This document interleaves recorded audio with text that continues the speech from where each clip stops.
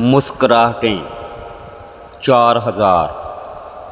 एक देहाती के पाँव पर पागल कुत्ते ने काट लिया। वो शहर गया, एक सर्जन को अपना ज़ख़म दिखाया।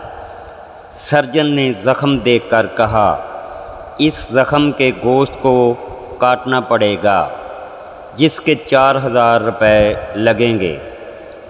वाह जी वाह! देहाती गुस्से से बोला, कुत्ते ने मुफ्त काटा और आप काटने के 4000 मांग रहे हैं।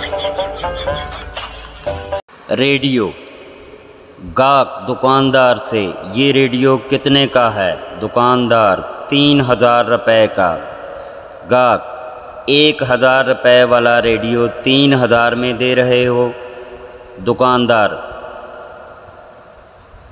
देखें ना पेट्रोल कितना महंगा हो गया है। गाहक, क्यों? ये पेट्रोल, ये रेडियो पेट्रोल से चलता है?